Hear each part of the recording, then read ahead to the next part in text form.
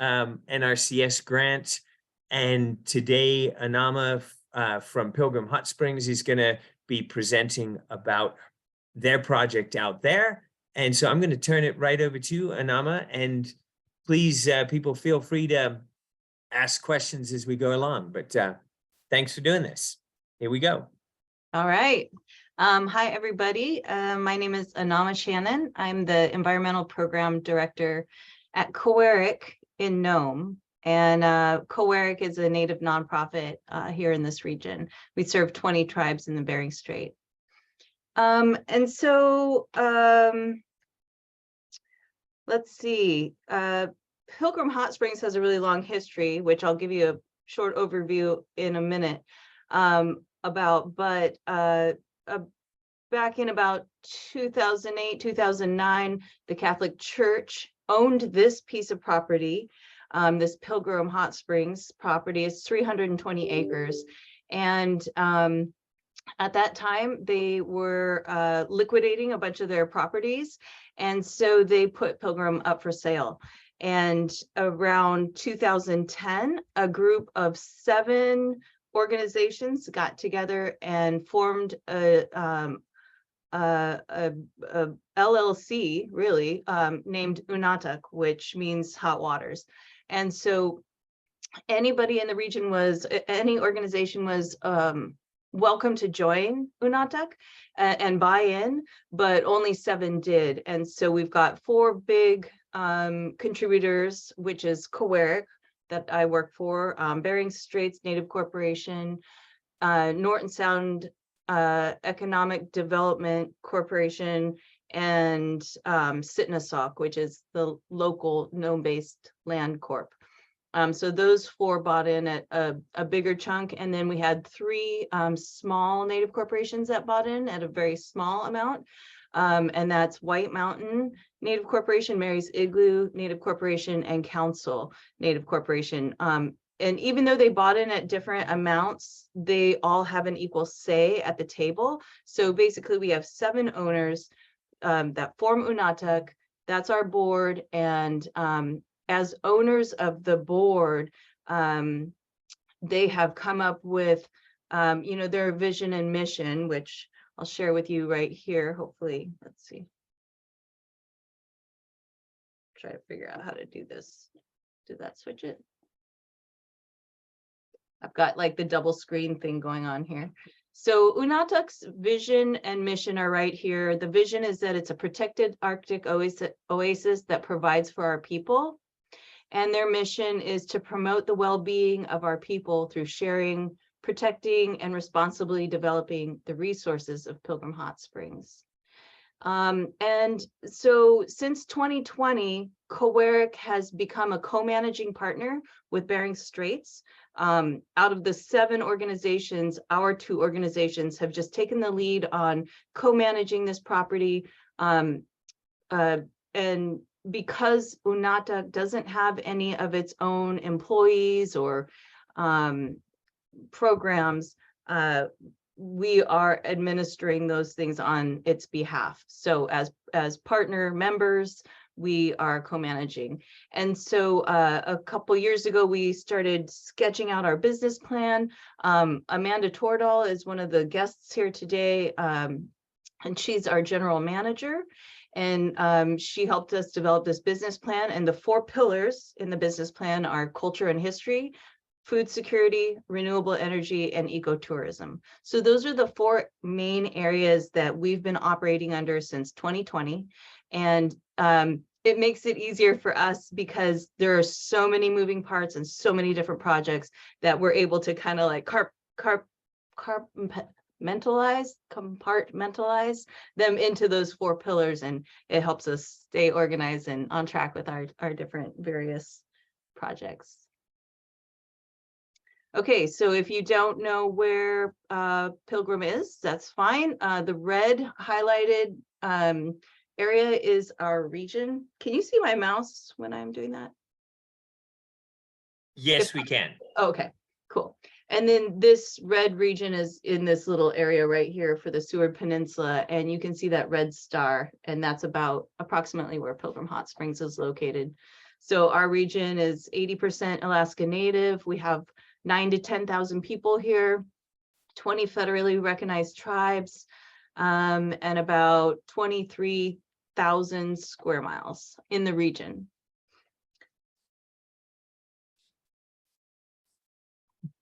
Okay, there we go. So a little bit about Pilgrim Hot Springs itself.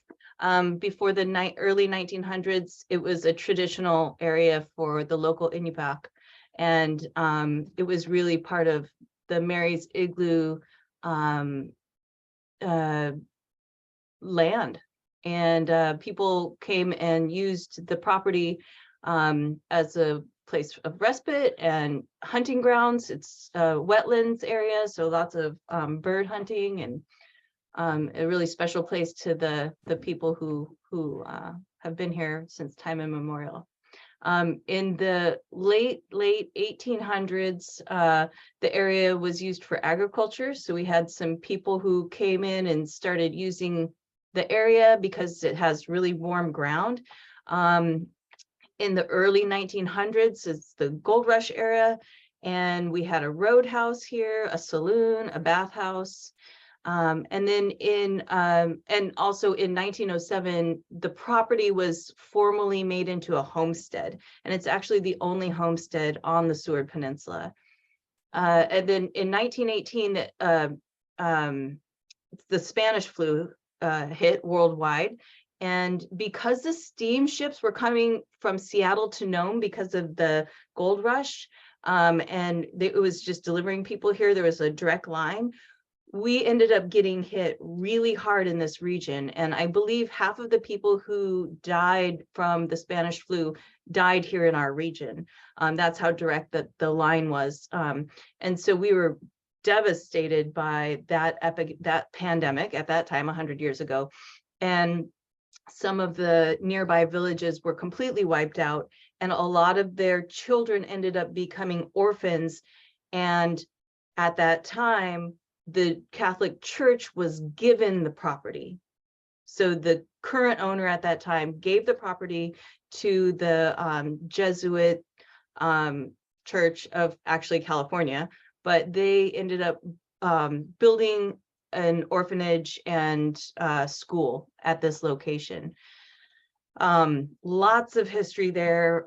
We're doing a lot of projects with not only like oral history projects and finding stories. There's still some orphans that are alive, but also there's tons of photos and from that era, and they kept a diary that we've got a hold of now and are having transcribed, where they made entries every day. So just a lot of history from this time when the Catholic Church operated, which on this little thing, it says 1920 to 1941, the farm was given to the Catholic Church, and they ran it as an orphanage for that many years. It was a long time. So in 2008, I was telling you guys, the Catholic Church put the property up for sale, and in 2010, Unatak was formed and purchased the property. Okay, so historic agriculture at Pilgrim, and we've got a ton of these photos. I only put these two because just in the interest of time, but you can see that, you know, there was a lot of there was robust activity here at that time.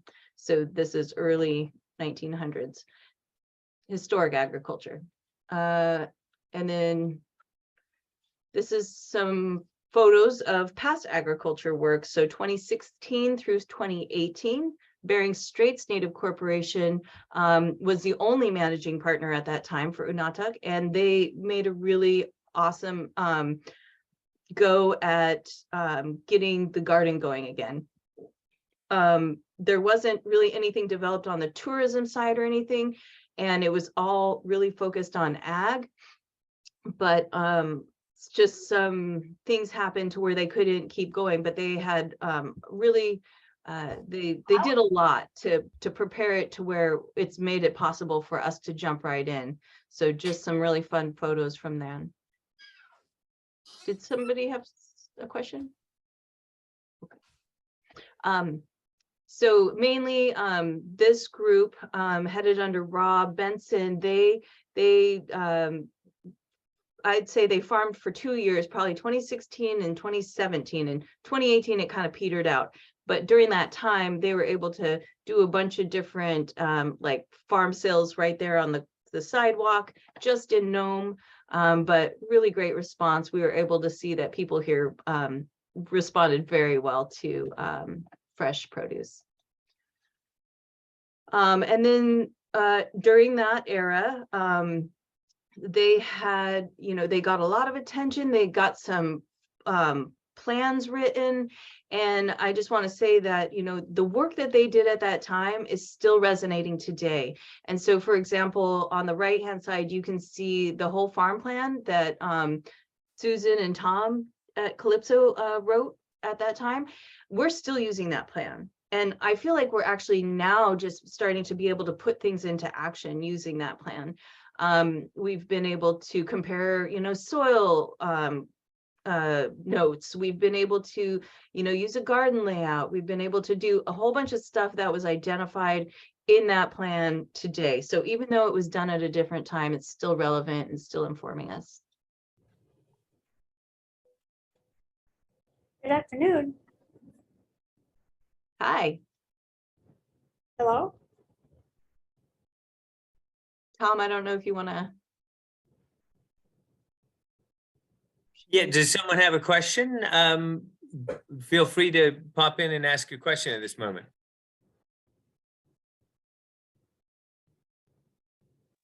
I think we're good to go, and I'm gonna just keep rolling there. Okay, all right. So just a little information about what we did last summer. So 2022 plant and harvest. We got a really late start. You can see, plant date June 26th. That's like basically a third of the way through summer. It took us a really long time to get on site and to get the garden ready. Even though our farmer that we hired got out there a little bit before that, it took a while to get the land prepped. It hadn't been prepped since 2018. So, it had been a long time, and it just takes a while to get things going. So we knew we were going to be working with a small amount of produce, a late start on plants, but we were really blessed with a fantastic June and July. We had amazing weather, which made it hard for watering, but on the other hand, it made it great for getting things prepped. Our harvest dates, we just had 2. We did one in August and one in September. 15 different types of vegetables. So here's Matthew, our farmer, and with a bunch of stuff that he was taking to a pop-up market, some cauliflower, radishes. We used, here's some rows within the garden, and we use these, 1-gallon coffee cans as vole protecting. So we, took off the ends on both sides and put them down over the plant because the voles were just devastating the plants. And then here's Matthew, our farmer, with Cheryl Thompson, and she's a master gardener here in Nome, and we contracted her to help out and to work with Matthew, and they're both coming back this summer, so we're super excited. We've got a fantastic team. I'm really excited about that. We just ended up selling things, like I said, in a pop-up market, had a couple of those. People were super excited. It was really well attended. We sold out in, no time. But next year, this coming summer, I guess is already next year, our goal is to reach beyond Nome and provide food to our village stores to sell. We really, the point is to create food security for our region. And that doesn't just mean Nome, where we, a lot of our friends in the village say Nome is the land of plenty, which is funny because, we feel pretty limited here, but compared to a village, it's a lot easier to get things here in Nome. So if we can get things into the villages, that's our next, that's our goal. And we want to at least work with 4 stores this summer to test this out and figure out logistics, figure out the shipping, figure out how to keep things fresh, and what people really want. So we yeah, we hope to be doing that this summer. Let's see what else we got here. So other site improvements, we did a lot with our farm crew, road brushing and mowing, connex and garage organization, got the well pad cleaned up, culvert installed, removal of vegetation around the historic buildings, construction of the garden shed, and tree removal. So that's just like kind of, there's just a huge amount of stuff that we're doing all summer long, and that captures a little bit of it. And at the bottom, it says this slide was created by Matthew Herman, our farmer, because he had put together a really great presentation to Unatak at the end of last summer, just to let them know what all happened. And so I ended up using several of his slides for this presentation. So thanks, Matthew, if you're out there. All right. Irrigation. This was a big project, site improvement project for us last year, which we got help from Calypso through their USDA funding. We were able to get a whole bunch of 2-inch HDPE pipe, and we laid it alongside the trail. It's kind of hard to see in this picture, but we brushed out this trail down to the river, and we laid it all along there, used the tractor to, and 3 guys, 4 guys, one driving the tractor, to lay that out. And then it runs from the river into this irrigation shack here and is kind of processed from there. We ended up getting a water permit from DNR, and yeah, it's working good. So looking forward to having a lot easier time with irrigation this year than we did at the beginning of last summer, where we were still pulling from the slough and dealing with all that. So thanks, Calypso. Good project. Another project, oops, sorry, is that we renovated this small little greenhouse. Before, it was kind of tucked back, you know, the brush had grown up over it like this, and inside it looked like this. So these are my before pictures. Trees growing in it and all kinds of stuff. And Matthew and his friends cleaned it out, brushed it back, and got it all prepared for this summer. So we'll be able to start some more sensitive plants in there and just have a nice little indoor area to work out of.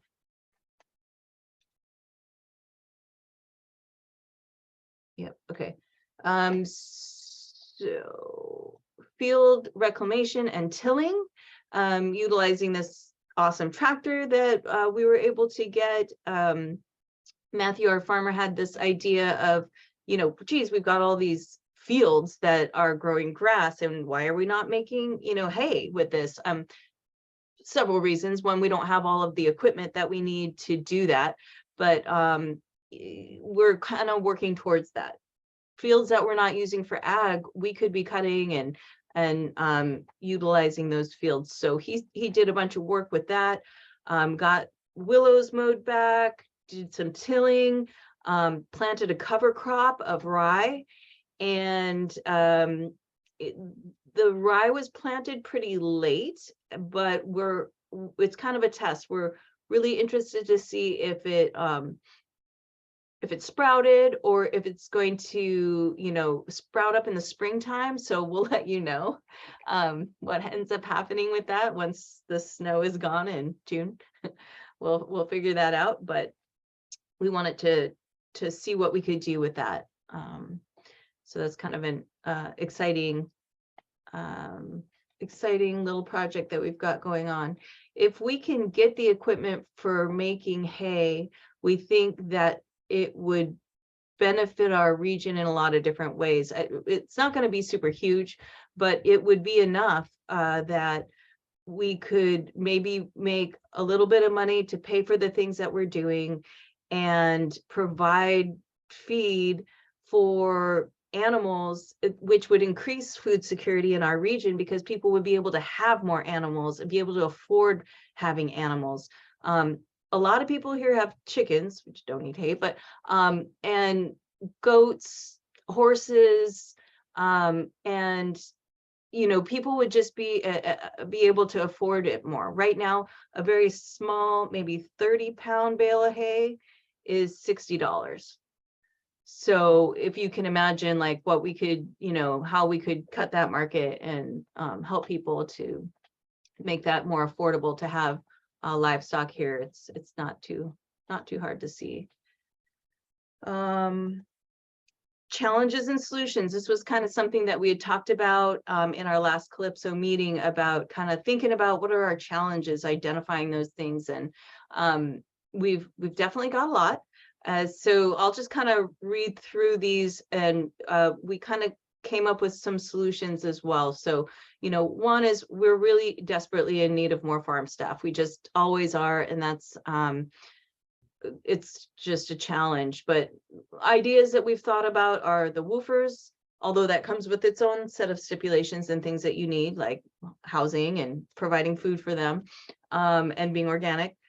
Community volunteers and boys and girls clubs, but that also comes with its own thing of having to organize all those people, right, and get them out to the property. So those aren't like hard and fast solutions, but those are the things that we're working with right now. Number two, the length of the growing season. Even though we have awesome summers up here, it's hard to get out to our property, and the road is usually not passable until mid to late June. So, we are going to fly the farmer in mid-May, drop him off, but with a helicopter probably, utilize hoop houses and row covers, and arrange a harvest team to extend the length of the season. Number three, farm revenue. A solution is to have a cash crop, whether that's roots, vegetables, hay development. Our Unatak board has even talked about growing hemp or marijuana, but those come with their own, issues as well, like invasives and vandalism and all that kind of stuff. Number four, inclement weather. The solution would be utilizing low tunnels, wind protection, reliable irrigation system, greenhouses, hoop houses.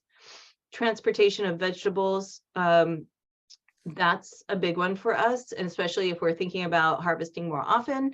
And so we're thinking to develop produce cooled boxes, like either using CoolBot or some other way, because once we harvest things, it's still a 2-hour drive to Nome. And so we need to make sure things aren't going to wilt, and that they'll be kept at optimal temperature. Number six, garden pests. We had a huge problem with voles this year, but we did get some vole fencing to put up. We used the coffee cans, and then we also used the row covers, but we'd like to find other ways of mitigating the vole problem, because it was overwhelming last year. Of course, not every year is the bumper crop vole year too, so maybe we'll get lucky this year. Number seven is low efficiency irrigation setup, which had been prior to us getting the 2-inch pipe put in, but we want to, now that we've got that irrigation setup, it should be way better. We need to get more water storage going on, and then we want to be able to utilize drip tape for the fenced in area, and then sprinklers for that bigger garden areas that'll have like the rows of potatoes and stuff like that. We'd be able to use those sprinklers that we've got. 8 is waterlogged soils from the flooding, and from about 2018, maybe even 2016, I can't remember how far back it goes, the beavers had been damming up the culverts, and therefore the property was flooding. And one thing that we've done recently, and I've got a picture of this a little bit later, is we installed beaver deceivers back in 2021, I think.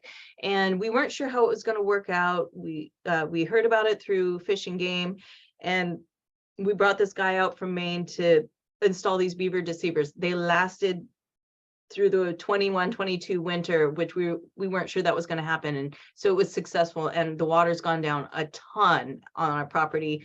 And so even though we have dealt still with some waterlogged soils, just with a high water table, it's improving a lot. But that means any soils that were impacted by geothermal waters, because it's a hot springs, aren't good for gardening in, that we've found. So that's kind of, it was a really big bummer because where they set the high tunnel up got all flooded. And it's just really too bad because it's kind of in a permanent location now. So number 9, low soil organic matter content, get our compost going on, and utilize whatever we can to do our soils project, which will be this summer with help from Calypso for the next couple of summers, hopefully. Number 10, low nutrient levels and utilizing compost again and making our own stuff, and bringing in maybe some other stuff to help amend the soil. Future projects. So hoop house repair and reconfiguration, Northfield reclamation. We've got like a Northfield that's just like all willows and everything now, but if we can get that reclaimed, then we'll have a lot more space. Build the produce transportation boxes for better cold storage. Build a produce washing station. Build a larger greenhouse. Expand our trail network, road hardening, and culverts. So those are kind of the big things on our plate coming up. I didn't think to add the soils project in there because that's just something we're going to be doing. But that's kind of what we're really looking forward to coming up. And then, that's the majority of things to do with ag, but I wanted to give a really quick overview of some of the other stuff that we've done, just because, like, Tom, you've been out there a bunch, and you're very familiar with this site, so I just kind of want to go over real quickly, and I won't spend too much time on any of these things, but major site improvements other than ag development that we've done since 2020. So 2020, 21, and 22, we've had 3 years of managing this property and have done a lot of different things. So we brought in 3 cabins to rent and decked them out inside, made them really comfortable. You can rent them online, and they're pretty much booked every weekend. So that's been great. A lot of locals are, paying to stay there. It's been wonderful. And, these were our COVID years. So it was really fun to see so many local people enjoying Pilgrim Hot Springs, but we do anticipate that now that we're hopefully rounding the bend with COVID, that we'll start to see more outsiders enjoying the property as well. The beaver deceivers, this is what those look like, those little devices. And if anybody wants more information on that, I'd be happy to share with you, because it really tremendously helped the flooding that was happening out there. We did a major brush out of the runway. It had grown over really bad with willows. As you can see, all this stuff right here, there's just this little tiny strip left. And so Matthew was able to brush all this out again and widen this whole area. And then during this event, you can see all the cars that are parked there. It's a good runway. It's a good parking lot area. And so it's kind of like reclaiming that space again. We developed a campground because there was nowhere to really camp. So we put in spaces, picnic tables, and fire safe rings. And people can rent those spaces when they come out. We created staff housing because now that we've got more staff, that's a major issue for us, is where do we put people in a comfortable location? So we cleaned out the nuns' house. It was pretty grody in there, and made it into a livable staff space. We put up an igloo for an office space and welcome center, and we've got our merch in there and our office. Check people in at this location, get them set up with their lodging or whatever. We had our first large event, over 200 people at this wedding. It was beautiful. We used our high tunnel as the place that we had the reception, and it ended up being a really fabulous event. But we realized we only want to do one event every summer because it was a lot of work. We did ground penetrating radar at the cemetery. So here's an a drone photo of the cemetery. It's kind of getting grown over by trees, but you can see this whole area in here, unmarked graves. But for many years, people were buried here, and there's 2 mass graves in this area. And so National Park Service assisted us with getting somebody in to do the ground penetrating radar, and he was able to make this schematic as to where the bodies are buried. We purchased our new best friend, which is our new tractor. Use it for all kinds of things, and it's really helped us with a variety of projects. It's been wonderful. Highly recommend it. We fixed the bridge to the cemetery. So for many years it looked like this. It was just kind of a plywood thing, and it made it really hard when it was flooding to get over there. And so we ripped that out and made this new bridge to get over there. So that's given people access to the cemetery again, which is really important because people have relatives buried there. We did an expansion to the main pool. So we drained it, dug it out more, extended the liner. I think we added at least 20 by 30 feet on this end and added 12 by 8 over here on this end. So we did a pretty major pool expansion. On busy days, though, it's still too small. So we're in the midst of adding other pools and tubs to accommodate high business days. And our long-term vision for our ag stuff is to become an economically sustainable operation. You know, we don't want to exist on grants. We want to be able to make a sustainable business. We want to provide a reliable supply of fresh produce for the people of the region. We want to utilize the geothermal water to heat the greenhouses in the future and to provide power from the geothermal. For example, if we were in the wintertime to have a building that was heated and powered by the geothermal water, then we could have a greenhouse all winter long, which for our area is unheard of. It would just be super expensive, but luckily Amanda has really spearheaded a project, and we are now starting a 3-year project to put in a geothermal power plant. That's just starting right now. And so we think at least by 2024, we will have power from geothermal. And so that vision can become a reality in the future. We won't be able to jump right into infrastructure like buildings and stuff like that, but that's definitely our long-term vision. If you want to hear more about this, we did contribute to a podcast. It's called Homegrown, and the name of the title is Gnome Grown. And I just talk about a lot of the things I just talked about, so you might not want to listen to it. But anyway, it gives you a little clue as to some of the other projects that we're doing with the buildings and other pieces. And for any more information, you can contact me right here. And that's it. Well, hey, thank you for that presentation. I just wanted to ask you a few more questions. So it's just so people know, Nome is about what, 70 miles from the hot springs, right? And there's some pretty awkward dirt roads. So when you were talking about transporting the veggies, that's part of the issue, correct?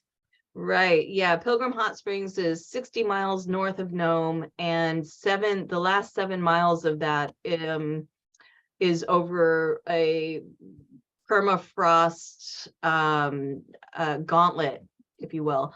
And we've done a lot of work on the road, but it's going to continue to heave, and it's really, really bad. But so that 7 miles takes about it can take up to an hour, and the rest of the road, the other 53 miles, can take an hour. So, you can imagine the last 7 miles taking as long as the other portion of it.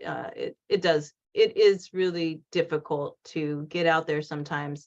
However, we've worked on the road a little bit here and there, and then as is with all the construction for the geothermal power plant, that we're going to be doing a lot of work on the road at that time too. And we also are going to be starting a master plan, and that master plan is going to take into account the road and finding solutions for a long-term fix for the road, because just fixing it a little bit here and there doesn't do enough. It's just, it's sunk down like 10 feet in some areas. It's crazy.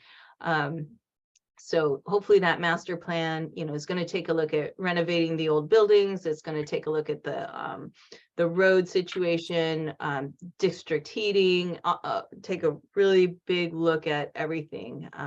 So really looking forward to starting on that work. So from this soils health point of view, I think you made a good point there with the flooding. It's not just saturated water, but when it floods, the geothermal waters get in, and there are lots of great areas that look like great areas to grow, but unfortunately there's been a lot of geothermal contamination due to Army Corps engineers and different programs. So what are you hoping to do as far as maintaining and improving the soil health of the actual growing areas? What's your main improvements that you're hoping for? Yeah, so I think right now we've got about 5 to 10 acres that are right around the ag site, like I said, if we can reclaim like that north field and really kind of think about that whole area, it's quite a bit. It's quite a bit for where we're at right now, and all of that has been unaffected by geothermal, so that's good. And we want to, like I said about the cover crops, experiment with that, see what works, see when to plant those cover crops and rebuild the soil. We did soil testing again last summer, so we're going to just keep monitoring that and figuring out what we need where. It was really helpful to see Steve's presentation last time about how he figured out what nutrients and minerals he needed in certain places.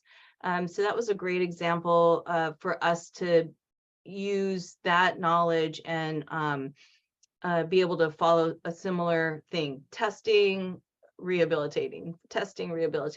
And in fact, Steve and Tom and team, Amanda, Matthew, and I hope to come to, we're planning to come to Fairbanks in May.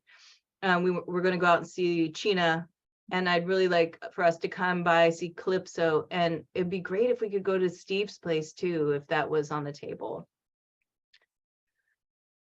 Yeah, hey Amanda, this is Steve. Hey, I loved your presentation. It's so exciting. I'm trying to get my video to go here, but there we go. Hey, yeah, that was great. It's just so exciting, all the opportunities you have there. And yeah, you'd be more than welcome. I'm going to be gone the first 2 weeks of May. Sarah will be here, but I'll be visiting family back in the UK. So, but after that, I'll be here. Love to have you. If you wanted to come check it out, you'd be more than welcome. When's your return? Do you know? I think I get back on the 15th. Okay. So, Yeah. And Anahma, I can always play Steve too if he's out gallivanting. Okay. I could show you his place and tell you all about it. yeah, he'll probably give you a lot better information too. So, and I have a question for you, Anahma, about a couple questions about the geothermal. Obviously, you've got a great resource there from a number of different standpoints, but one of them is the ability to heat the ground. And it's kind of a double-edged sword. It sounds like there's possibility for the geothermal waters to sort of contaminate your soil if they get into it with, I don't know what they have in there that would contaminate the soil, but if you got any thoughts about how to use the heat from the geothermal to warm the soil so the plants have got warmer soil to grow in, because that would really help the help the plants along.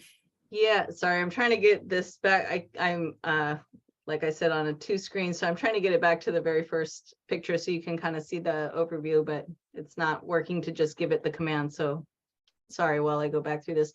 So yes, we are planning, and Amanda, feel free to jump in here if you want to, but we've got plans for the distribution and district heating.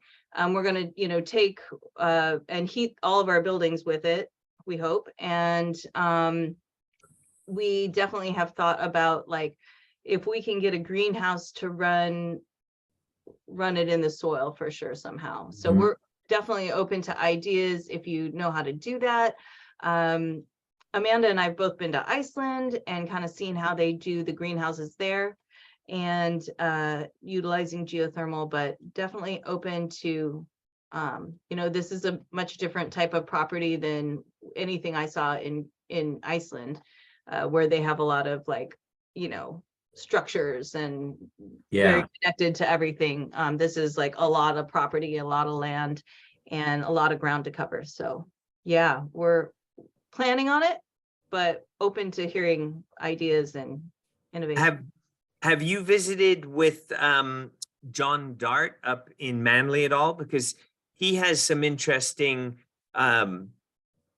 geothermal heating where he's just running metal pipes on the edges of his hoop houses. So he's making kind of a microclimate. So John Dart might be someone you would want to chat with to find out some techniques that he uses. Okay, cool. Very cool. Maybe we could even go up there and see Manly when we come up. Yes, and he's using some pretty simple hoop houses, metal pipes on the surface, but there's lots of different ways of doing this. The other thing we had talked about is for a greenhouse using geothermal pipes to heat tables for starts. So if I was talking to Rob about this, is having a manifold come up and then having pipes with a sand table so that you're warming the root systems of your starts, and that could really get you going with early starts out there and limit the transportation issues. So we can talk more about that. That's super cool. I like that idea. Yeah, and I had another question about your comment about the fluids there contaminating the soil. And what is it in the hot springs water that is the problem? Some kind of salts or something. I don't know. Oh, okay. High salt. Yeah, Steve, I think, can you see where I'm moving the arrow at the moment? Right under the PIL of Pilgrim? Yeah, Yeah. right there. So this area used to be gardening area, and right in front of the church here, there's some hot springs source, and somehow these waters flooded out and then contaminated this garden area. And when we did some water testing on there, it was just high salts, and you could see from the vegetation that only salt tolerant plants could even grow there. So just from this road being put across in here, it caused flooding and salts. I don't know of the actual what the salts are, but it definitely things did not like that. And that garden spot is no longer available. Okay. Yeah. It's growing a lot of irises. Yeah, well, it seems like, I mean, there are possibly ways to remediate that with planting the right stuff in there over a period of time. It's not going to be instantaneous, but rehabbing it for future use is something that is definitely a thought. The hydrology has changed too, and it's pretty saturated there. So the actual fields are back in this corner back behind here are where we're a little bit elevated. So the left hand bottom corner, the fenced in field is behind there. And there's a little bit of micro relief where the soils are way, they're avoiding that flooding issue. Oh, yeah. Yeah, I should probably just, I didn't even think to pull up a picture of that. Let me see if I can do that here. But the potential is huge, Anahma, and I'm really excited about this soil health. If we can figure out the composting materials and even that the hay material, even if it can't be sold off to animal feed, that could be some great organic matter to really bulk up your compost building. There we go. Yeah, sorry, I didn't include this one. I didn't think about that. But so here are some of the historic buildings, the church, and then the bunkhouse where the orphans were housed, the nuns' quarters, and then there's some other buildings down in here. And then here's our ag field. The river is way off this way. It's like a much bigger river than this little slough right here. And that's where we're pulling the water from, and this trail right here. And then these are basically the fields that we're able to work with that have been unaffected. It's up on a little bit of a bank right here. That's a great view. When you mentioned the hay field, the north field, just point to that, would you? Like up in here. Right. Excellent. And our farm manager was able to put in this, he was able to find a bunch of the old trails and mowed them out. And so now we've got this really cool little, very wide trail, system going on back here, which is pretty fun. It was pretty scary before when it wasn't mowed down and, just bears and moose and stuff, but he's been working that open and he's found this field back here that he really wants to start working on, which is exciting. Yeah, from our analysis back in 2016, those are definitely the prime spots. Now the soil is fairly sandy there, so it's draining.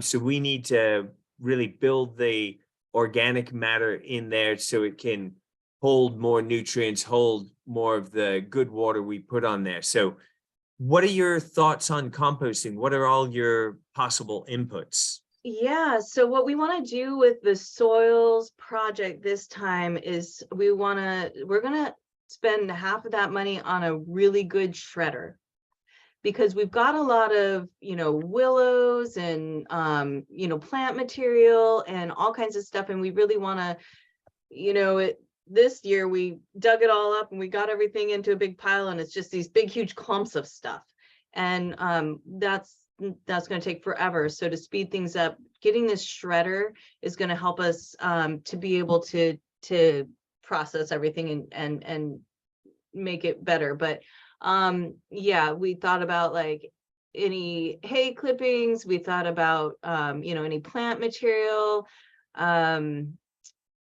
In the past, there are some horses in town, and so in the past we've gone and gotten like a dump truck full of horse manure, but I don't know if that's really going to happen again. We've thought about some other things, like we've got a fishery processing plant here, but then you just run into this whole problem, right, with like vectors and bears and everything, and how do we not attract bears? How do we not attract foxes and everything? So yeah, we're open to ideas. We definitely want to build it with compost. We want to build it with cover crops, but definitely open to other ideas, and taking sandy soil and putting a whole bunch of other things in there it's a lot of work. Like we do that for our personal gardens here because there is nowhere with good soil. So we're taking, seaweed off the beach and letting it sit for a year and get all the snow and rain to wash all the salts away. And we're getting peat. There's a lot of peat here, working that in, and there's a lot of clay soils, and you're breaking that up. And so we're pretty good at like figuring out how to mix a bunch of stuff together, but it's a lot of work. It's a lot of work.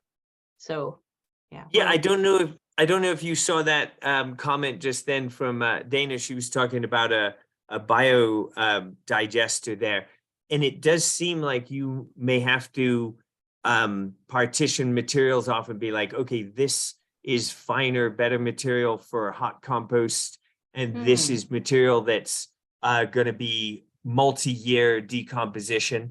And remember, all those things are good because a hot compost pile is more bacterial action, and a slower breakdown will probably be more of a fungal compost. And so, yeah, looking at things like that bioreactor, different ways in having different styles of compost. Again, diversity, both in what we plant, but also how we build the soil. Yeah. And Dana's saying you don't even have to flip it. Yeah.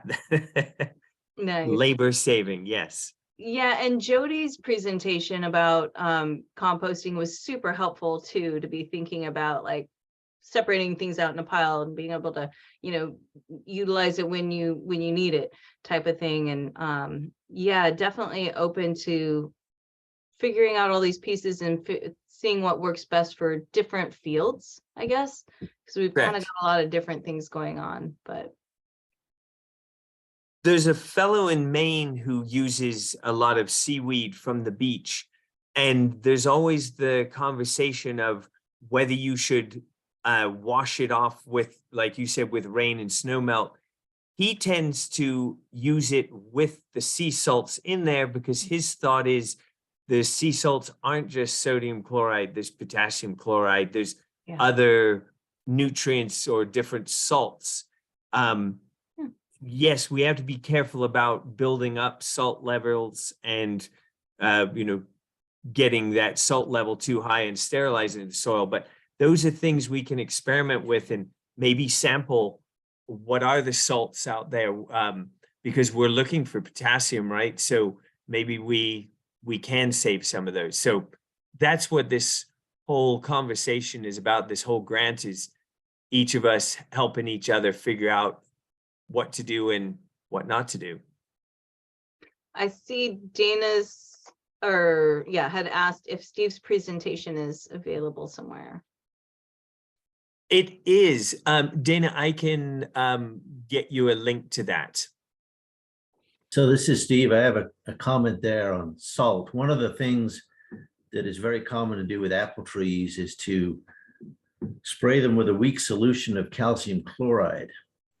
And part of the reason is because they can absorb the calcium through the leaves. So you're adding like a foliar feeding, but you're feeding calcium. But the other part about that is that they really turn dark green after that. And I think that's because the chlorine is used to make chlorophyll. And so chlorine is one of those nutrients that you have to have in order for plants to make chlorophyll. You don't have chlorine, they're not going to make chlorophyll. They can't. They don't have one of the critical ingredients. So, adding a little bit of salt is probably not a bad thing. As long as it's not too much, I guess. Yeah, Steve, I think that's a really good point. It's, again, thinking about that recycling of nutrients. I don't want to go out and put boron and this and that in there, but if we are cycling those materials through, then we're getting those micronutrients we need. And yeah, maybe some foliar spraying is good. So that's all these things that we want to learn and experiment with. So I think these are great points to bring up.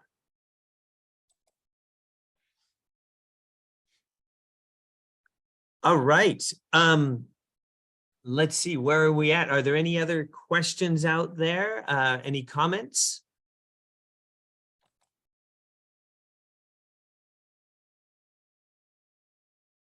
Looks like there aren't. So I think Hey Tom, this is Dana. Oh, yes, Instead go of ahead. typing, I'll just say this, so that Johnson Sioux bioreactor that I mentioned, those guys just make a, used some piece of metal grating to make a giant pile into which they insert, a couple pipes, put in the moistened wood chips or whatever, let it sit for a few days, and then they can pull those pipes out so that those holes stay in there, and things don't collapse on themselves. But anyways, I wonder if something like that, if you have wood chips, if you could build it inside the greenhouse at the end of the season, Hmm. and if you could sort of get a little bit closer and use a space that is not used in that season, and just get you a little bit closer, shorten the season by half a season, and get yourself some biomaterial that way. I love that idea, like letting it sit over the winter in an enclosed area. One, because the ground is already warm. So if we were to do something like that, you can reach your hand down through the snow and you can still get snow out, where everywhere else in our region, it's just like solid. The ground is just like a hard cake, so I can totally see how that could work. And then it also makes me think of Myers Farm in Bethel. He has a big, huge compost thing inside a tent, or he used to anyway. And I think it was like a double walled greenhouse or something like that. And it broke down really nicely. So that's a great idea. Thanks. I've written that down. Anahma, another thing here is thinking about, like, I know you have high winds out there, but a movable hoop house, where you can have a hoop house on one bed that you can get your lettuce started in earlier, and then you move that hoop house down. It can be like on a rail system. It just rolls on some pipe. And then you have your summer crops in there, your tomatoes, the crops that need a little more heat. And then you roll it to a third spot for fall lettuce and greens like that. So you have this season extension, and you also can mimic plant rotation. So the next year you use those 3 different spots in different ways. But you could possibly build some compost in that hoop house for the winter, and then it's moved. The hoop house is moved, but the compost is where you need it. So you're thinking about labor of moving that compost, and anything that leaches out of the compost is going right into the beds where you want it. So just thinking about where to build compost, how to build compost, and logistics, I think, is something very important that we want to put into our health plans. Cool. Yeah, we have some hoop houses that have been left by the prior people doing the garden, and we ripped those out because they were inside the fence where we didn't need them. And so they're kind of just like haphazardly laying outside our fence, and our farmer's idea had been to put them on rails to connect them. But we were thinking like to just fasten them to, rails, and then be able to move that around anywhere we wanted. But I also like that idea of like having it on a rail system, so it just has like 3 places that it goes, like it goes in the strip, and it's never going to have to move to a different area or anything. So I've written that down, and then being able to leave a compost heap inside there, that's super cool. And yeah, good ideas. Thanks. Yeah, the fellow who does that is Elliot Coleman, and he has a little manual that's called, oh gosh, I think it's like 3 Season Harvest or something like that. So, Yeah. But when you come visit, I can show you the resources I have. So this is all very, very exciting. Excellent. Well, I'm just looking at who all is on here. Looks like most of our people have had to go on there. So I guess what we're going to do is we're going to have to email the 8 and just do our little business meeting via email. But Anahma, thank you so much for that presentation. And I believe we're going to get Eva to do the next one on her Ninana project. Nice. And we're going to have to come talk with her. She had a meeting to go to. So we'll have to talk to her about the timing on that, but we will email out and also put it on Facebook as to the next chat. Any other comments or questions out there? No, this is great. All right. Well, thank you guys for participating and for joining us. And we will email everyone with links to previous presentations. And if somehow I miss you, you can email us at Calypso, just tom@calypsofarm.org, and I can get you those links. So tom@calypsofarm.org. Well, thank you, everyone. And we'll sign off now, and we'll talk to you down the line. All right. Thanks, everybody. Cheerio.